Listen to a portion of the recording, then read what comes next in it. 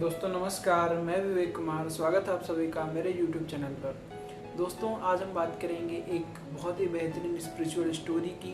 एक ऐसी स्टोरी जो कि जिससे कि आपके बहुत सारे स्पिरिचुअल डाउट्स क्लियर होंगे और आपकी बहुत सारी स्पिरिचुअल इन्हांसमेंट होंगी।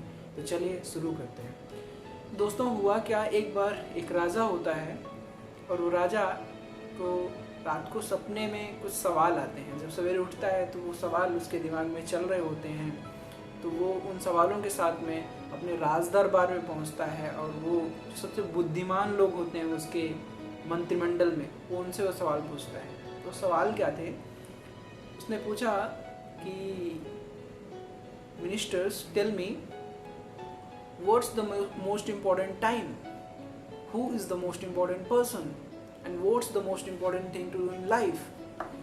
तो उसने 3 सवाल पूछे अपने मंत्रियों से।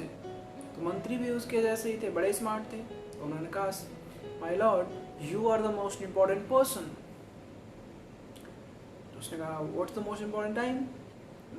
My lord when you become king that's the most important time. जब आप राजा बने वो सबसे महत्वपूर्ण टाइम है। उसने कहा, what's the most important thing to do in life? उसने कहा, my lord please expand the kingdom, अपने राज्य का विस्तार कीजिए, वो सबसे ज़रूरी है। बट उन सवालों से राजा संतुष्ट नहीं था। तो मिनिस्टर्स को अगेन पता था कि राजा हमारे सवालों से संतुष्ट नहीं है, और अगर राजा हमारे सवालों से संतुष्ट नहीं है तो हमारी नौकरी पे खतरा है। तो जो सबसे मेन जो चीफ मिनिस्टर था वो राजा के पास गया और उसने कहा, राजा आप एक काम क्यों नहीं करते, हमारा जो राज्य है उसके राज्य के बिल्कुल लास्ट में हमारी बॉर्डर में एक जो पहाड़ है वहाँ पर एक महात्मा जी रहते हैं, एक स्वामी जी रहते हैं, और वो आपके सवालों के जवाब दे सकते हैं, आप उनके पास जाइए। राजा ने कहा, ठीक है मैं चाहता हूँ, मिलता हूँ स्वामी जी से, उनसे बात करता हूँ। तो अगले दिन राजा अपने 20 से 25 घुड़सवारों को लेकर के वहाँ पर चल पड़ा। चूँकि वो राज्य के बिल्कुल किनारे में था, तो वहाँ पर थोड़ा दूसरे रास्ते खतरा भी था, इसलिए उसने पूरी तैयारी के साथ में अपना चलना चालू किया। लेकिन जब वो पहाड़ के नीचे पहुँचा तो उसने रियलाइज़ हुआ कि इस तरह से किसी महात्मा से मिलने जाना सैनिकों के साथ में ठीक नहीं है। तो उसने सैनिकों से कहा कि आप यहीं रुको, मैं ऊपर जाता हूँ, अपने सवालों के जवाब लेके वापस आ जाऊँगा। तो सैनिकों ने कहा ठीक है, बट उसने अपनी सेफ्टी के लिए अपनी तलवार अपने पास रख ली और राजा ने चढ़ना चालू किया। राजा ने जितना एक्सपेक्ट किया था उससे कहीं ज़्यादा ऊंचा था वो पहाड़, और उसे लग गया टाइम ज़्यादा। और जब वो पहुंचा महात्मा जी के पास, तब तक हो चुकी थी शाम। तो उसने गया तो गुफा के अंदर महात्मा जी बैठे हुए थे और वो कर रहे थे ध्यान। राजा को लगा कि ठीक है, मैं थोड़ा सा किसी को ध्यान करते हुए डिस्टर्ब करना ठीक नहीं है। तो उसने सोचा कि मैं थोड़ा सा इंतज़ार कर लेता हूँ, वैसे ही शाम का टाइम है, अभी थोड़ी देर में महात्मा जी उठेंगे तो उनसे मैं अपने सवालों का जवाब लूँगा और चला जाऊँगा। उसने आधा घंटा वेट किया, 1 घंटा वेट किया, 2 घंटा वेट किया, 3 घंटा वेट किया, हो गई रात। तब राजा के मन में एक डिलेमा आया कि मैं जाऊँ या रुकूँ, सवालों के जवाब लूँ या ऐसे चला जाऊँ। और उसने कहा, मुझे तो सवालों के जवाब चाहिए ही चाहिए। पर लर्निंग क्या है? लर्निंग ये है कि आपको ज़िंदगी में वो नहीं मिलता जो आपको चाहिए, आपको वो मिलता जो आपको चाहिए ही चाहिए। तो राजा ने कहा कि ठीक है, मैं आया हूँ तो यहाँ रुकूंगा, मैं अपने सवालों के जवाब लिए बिना नहीं जाऊँगा। तो वहाँ पर उसने क्या किया, वहाँ पर वो अपनी पगड़ी उतारी और वहाँ पर सो गया। वहीं पर जब वो सो गया तो सवेरे जब वो उठा तो वो सिर्फ चिड़ियों की बेहतरीन चहचहाहट सुनाई दी, सूरज की किरणें उसके चेहरे पर लग रही थी जब वो उठा। लेकिन उसने अपनी आंखें खोली तो देखा कि महात्मा जी नहीं है। तो उसने देखने के लिए वो बाहर निकला गुफा से बाहर निकला तो उसे देख के वो अमेज्ड रह गया, वो दंग रह गया, क्योंकि वहाँ से उसका पूरा बेहतरीन खूबसूरत राज्य दिख रहा था, उसकी प्रजा दिख रही थी, उसके राज्य में जितने नदी नाले झरने बाग बगीचे सड़कें बेहतरीन सब कुछ दिख रहा था। और उसको देख के वो बहुत प्रसन्न हुआ, बहुत खुश हुआ। तो उसने देखा कि इतना मेरा राज्य इतना बढ़िया है, तो उसके दिमाग में आया कि यार ये सबसे सही काम है, मतलब अपनी प्रजा से प्यार करो, इनको सर्व करो, इनकी केयर करो, that's the most important thing.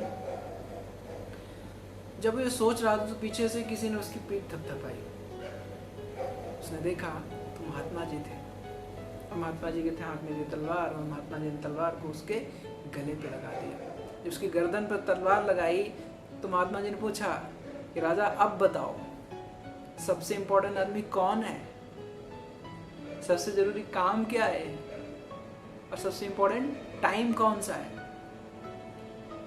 जब राजा से सवाल पूछे गए, पीछे हजारों फुट गहरी खाई और आगे तलवार, तो राजा की आंखों में आंखें पलके उसने झपकाई। जब उसने पलके झपकाई तो साधु जी को समझ में आ गया, महात्मा जी को समझ में आ गया कि राजा को सवालों के जवाब मिल चुके हैं। अब मैं आपसे पूछता हूँ, आपके अकॉर्डिंग उन सवालों के जवाब क्या थे? कमेंट बॉक्स में जाइए और कमेंट करके बताइए कि आपके हिसाब से उन 3 सवालों के जवाब क्या हैं। What's the most important time? What's the most important thing to do in life? And who is the most important person? जो राजा को जवाब मिले वो कुछ इंटरेस्टिंग है। जो पहला जवाब था Who is the most important person? तो राजा को समझ में आया जब उसकी गर्दन में तलवार लगी हुई थी कि महात्मा जी सबसे इम्पोर्टेंट आदमी है। मीन्स आप जिसके साथ में हो वो सबसे महत्वपूर्ण आदमी है। लेकिन हमारे साथ में एक ट्रेजेडी होती है, हम जब किसी के साथ में होते हैं तो अपने बारे में सोचते हैं, और जब हम अपने साथ में होते हैं या खुद से बात कर रहे होते हैं, आत्म साक्षात कर रहे होते हैं, तो हम दूसरों के बारे में सोचते हैं, दुनिया जहान के बारे में सोचते हैं। अगर मैं से स्टूडेंट्स के पॉइंट से इस पॉइंट को एड्रेस करूँ तो जब हम पढ़ाई कर रहे होते हैं तो हमें बाहर के ख्याल आते हैं, घूमने के ख्याल आते हैं, दोस्तों के ख्याल आते हैं, मूवीज़ के ख्याल आते हैं। जब हम मूवी देखने जाते हैं तो हमें पढ़ाई का ख्याल आता है कि ये छूट गया, ये रह गया, ये रह गया। उसी तरह से then what's the most important time? तो राजा को समझ में आया कि now is the most important time, कि अभी मेरी जान जा सकती है, ये सबसे इम्पॉर्टेंट है।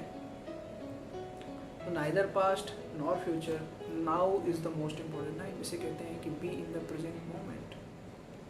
आप अगर इस टाइम पे हैं, इस मोमेंट में हैं, आप जो भी कर रहे हैं इस समय वो सबसे महत्वपूर्ण है। चाहे आप अपने शूज़ पॉलिश कर रहे हैं, चाहे आप नहा रहे हैं, खा रहे हैं, कुछ भी कर रहे हैं, whatever you are doing, now अभी में आप रहिए। अभी आप कुछ भी करें, जो भी कर रहे हैं वो सबसे महत्वपूर्ण है, वो समय सबसे महत्वपूर्ण है। Now is the most important. And जो थर्ड थिंग थी, what's the most important thing to do in life, सबसे महत्वपूर्ण काम कौन सा है? तो राजा की जब पीठ थपथपाई थी महात्मा जी ने, तो उस समय वो अपने प्रजा से रिकनेक्ट कर रहा था, उसकी केयर की बातें सोच रहा था, उनसे बहुत प्यार आ रहा था प्रजा पे। तो उसे जवाब मिला कि the most important thing to do in life is to love, is to care, be caring, be loving. तो दोस्तों ये 3 सवालों के जवाब मिले उसे। The most important time is now, the most important thing to do in life is to care, the most important person in life is to home with you. आप जिसके साथ में हैं that is the most important person. दोस्तों एक बहुत बड़े philosopher हुए मिस्टर हसले यूके में, जो कि जिन्होंने लगभग 50 से ज़्यादा बुकें लिखी। जब वो डेथ बेड पे थे, उन्हें चलता फिरता इंसाइक्लोपीडिया कहा जाता था। कोई भी टॉपिक दे दो, कुछ भी दे दो, काफ़ी अच्छे से बोल सकते थे। Well read, well studied person थे। उनसे लोगों ने पूछा कि आप बताइए, आपके हिसाब से आप लाइफ की क्या टीचिंग है? आपने इतना अच्छा सारा कुछ पढ़ा, सब कुछ जाना, सब कुछ समझा, आप बताइए। आपको जानकर हंसी आएगी, लेकिन the most important teaching of my life is crux. मैं आपको बता रहा हूँ, बी मोर काइंड। थोड़े दयालु बनिए आपके आसपास जो लोग हैं। दलाई लामा से जब पूछा गया कि आपका रिलीजन क्या है, तो उन्होंने कहा kindness is my religion, neither Buddhism, nothing, kindness. So friends, be more kind, love people, be in the present mood, present time, be in now, and love what you do. So with this note I am ending this video. Thank you for watching the video, and video को like कीजिए, channel को subscribe कीजिए, और channel में आने के लिए, video को देखने के लिए बहुत बहुत धन्यवाद।